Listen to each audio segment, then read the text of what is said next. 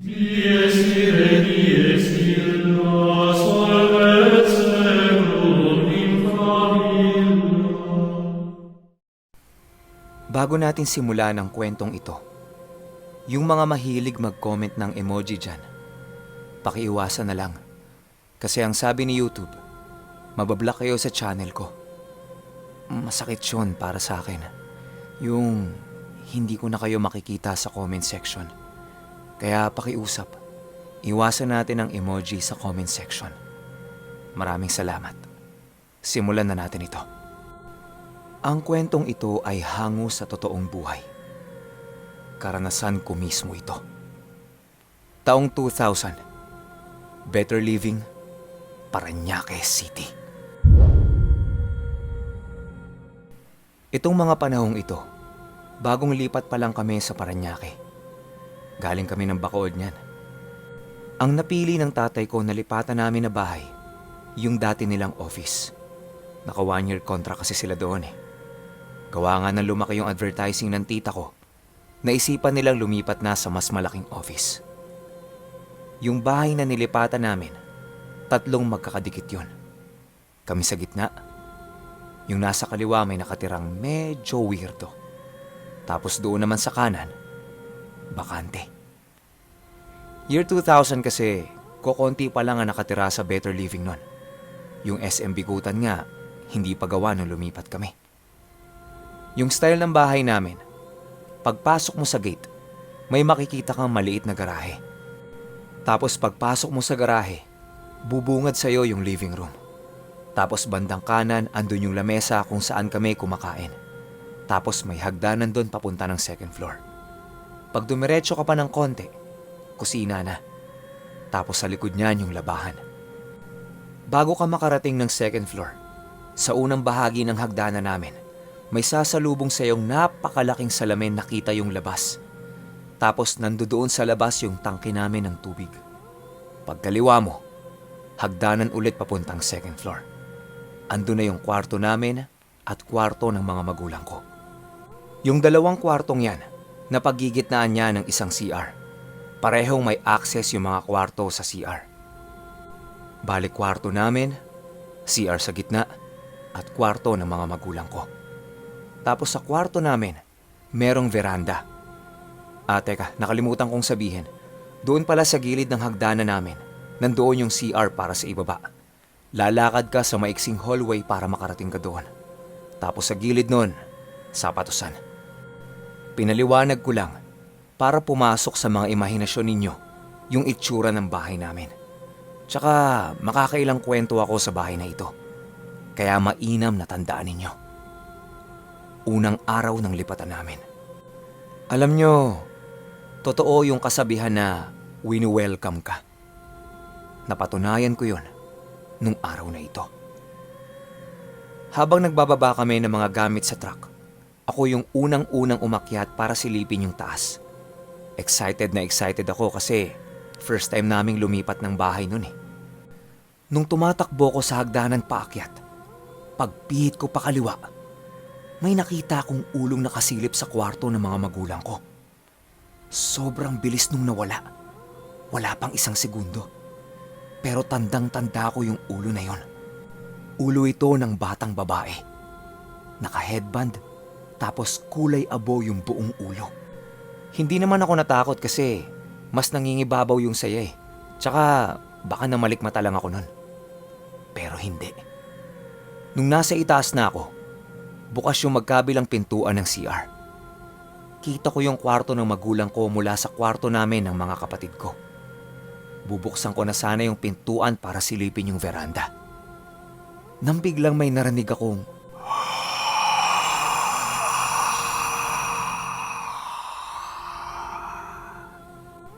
napatingin ako sa likod ko kasi doon ang galing eh.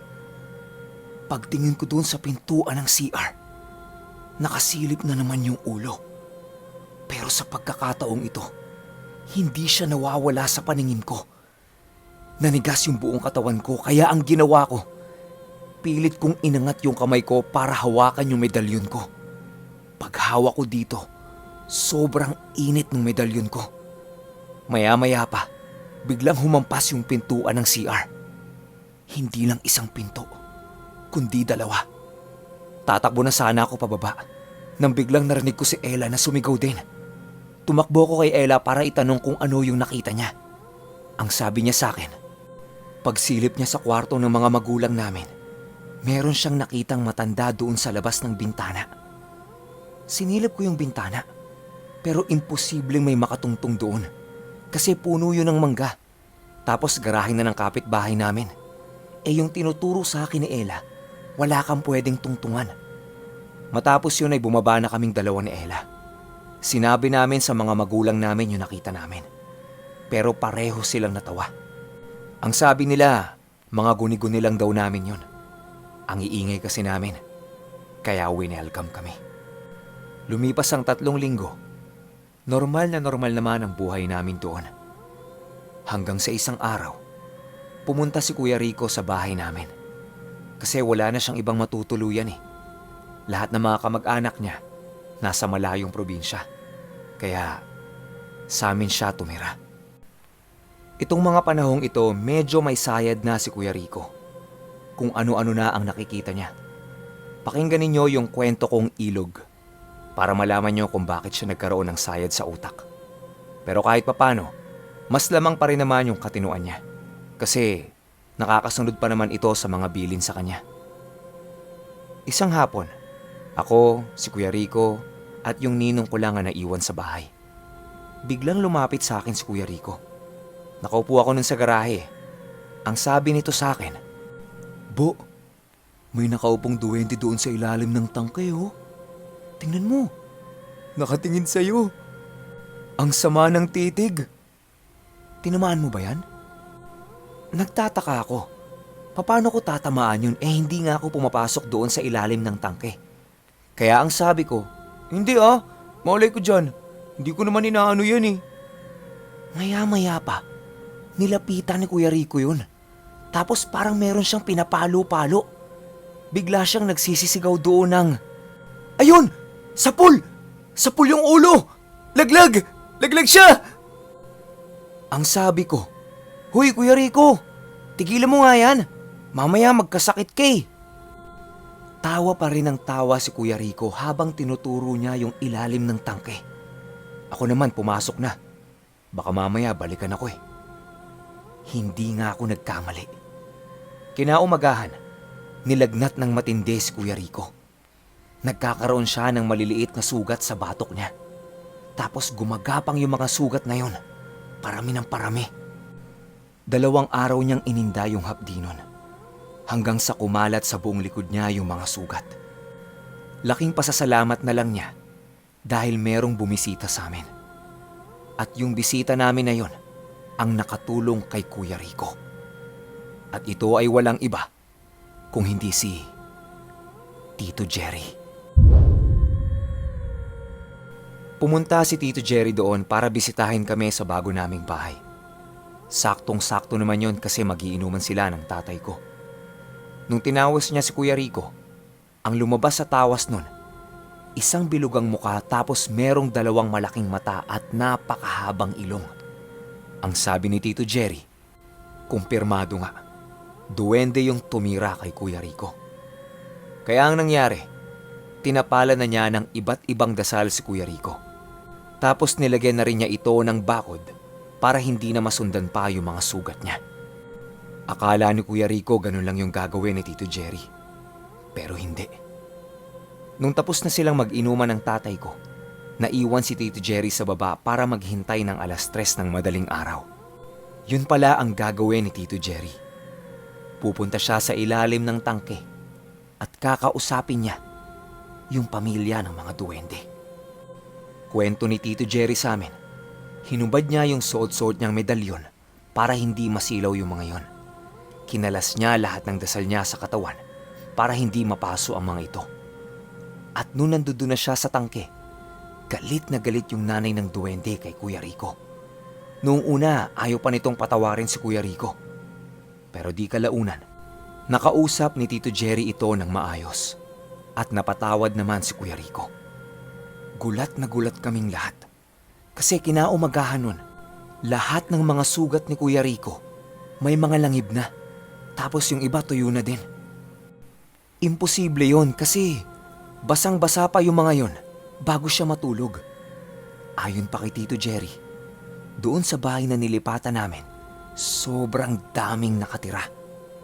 Lahat yon nagtakbuhan nung pumasok siya. Ang iiwasan daw namin doon ay yung sa labahan. Dahil merong nakatirang bruha doon. Ayaw nun nang merong nag-iingay pagtungtong ng 12:00 ng madaling araw. Tapos doon sa ilalim ng sapatusan, merong mag-asawang kaluluwa. Hindi naman ang gagalaw yung mga yon. Magtabi-tabi po lang kami kapag kukuha kami ng sapatos. Lalo na kapag Biyernes. Tapos ang bilin pa ni Tito Jerry, gumawa kami ng altar malapit sa salamin ng tangke. Para lahat ng mga naliligaw, doon pupunta. Palagi naming aalayan yun ng matatamis at tirika ng kandila kapag tungtong ng 6:00 ng hapon. At doon naman sa kwarto ng magulang ko, may pasilip-silip na matandang kaluluwang mataray at ayaw din nun sa may ingay. Pero doon sa kwarto namin ng kapatid ko, merong hindi matahimik na mga kaluluwa doon. Isang bata at isang pugot na ulo. Sinusubukang hulihin ni Tito Jerry yun, pero nagtatago yun sa likod ng bata. Hindi naman nangaano yung mga yon. Kahit may ingay kami, makulit, walang kaso yun sa kanila. Huwag lang naming biglang makikita kasi sobrang nakakadiri ng itsura. Awa naman ng Diyos. Tumagal kami ng 2 taon doon. Hindi ko nakita yung pugot na ulo. Yung bata lang. Matapos sabihin sa amin lahat yan ni Tito Jerry, sinunod namin yung iba. Yung iba hindi. Kasi busy din tatay ko nun eh. Hindi niya maasikaso. Biyernes ng gabi. Tandang-tanda ko pa to. Bagong sahod si Johnny nun. May dala siyang Dunkin' Donut. Etong mga panahong ito, sabik na sabik kami magkakapatid sa Dunkin' Donut. Lalo na meron yung Dunkin' noon eh, yung puro prutas na sauce yung nasa ibabaw ng donut. Nag-uwi si Johnny nun para pasalubong sa amin. Kami naman hataw sa kain. Pero merong natirang 2. Nung tulugan na, naglalaway pa rin ako sa donut kahit naka-4 na ako.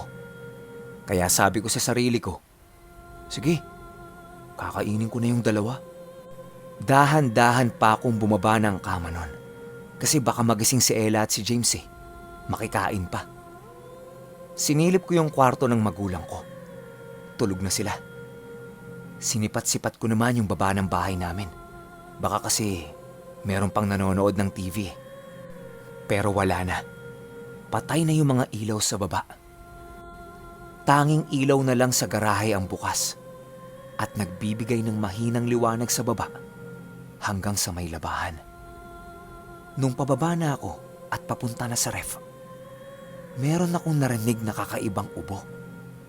Yung ubong punong-puno ng plema yung lalamunan. Yung ganong tunog. At yung ubo na yon, nanggagaling sa labahan namin.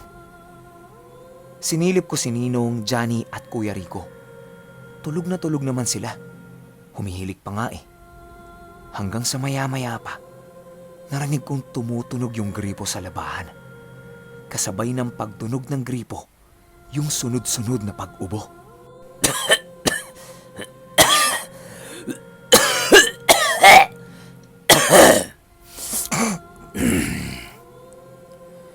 Parang bumubuelo pa ito na dudura ng plema.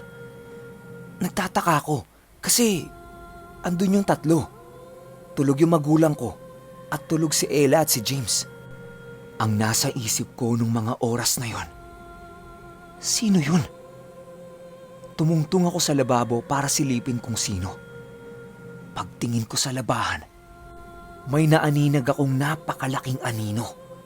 At yung anino na yon, dahan-dahan pa ring lumalaki at tila ba lumalapit ito papunta sa akin. Hinawakan ko ulit yung medalyon ko. At sa pagkakataong ito, hindi ko siya mahawakan dahil sa sobrang init. Hindi na din kinakaya ng dibdib ko yung init nito. Kaya ang ginawa ko, nilabas ko ito sa damit ko. At maya-maya pa, yung ubong naririnig ko kanina, napalitan ng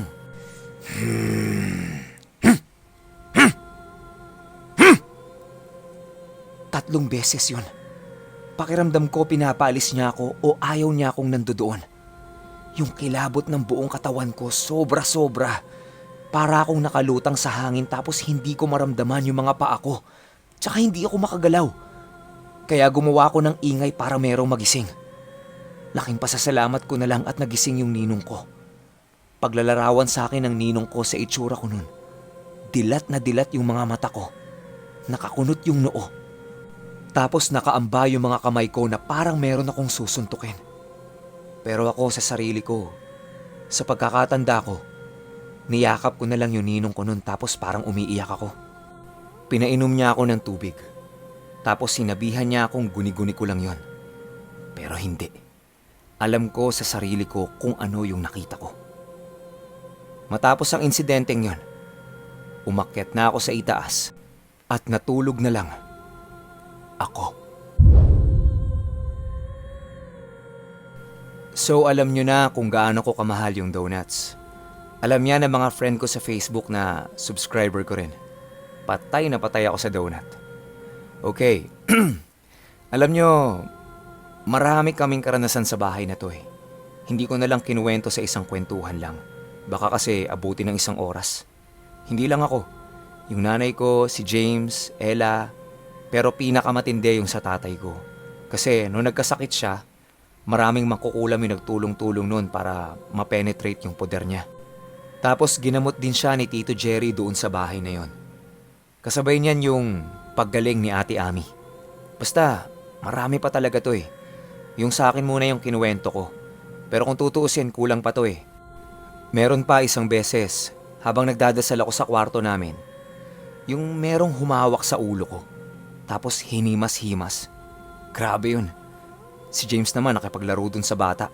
Basta, ipunin ko muna tapos isang bagsakan tayo. Sa ngayon, ito muna. Tsaka, kapag napadaan ako dun sa una naming bahay dito sa Parañaque, pipicturean ko yun. Tapos ipapakita ko sa inyo. Kung may comment kayo sa kwento kong yan, feel free. Comment lang kayo sa baba. Wala muna tayong tawa kasi andito si Tito Jerry. Alam naman nating lahat kung nasaan na siya. Ipag-pray na lang natin si Tito Jerry. Yun lang. Hanggang sa susunod na kwento. Salamat.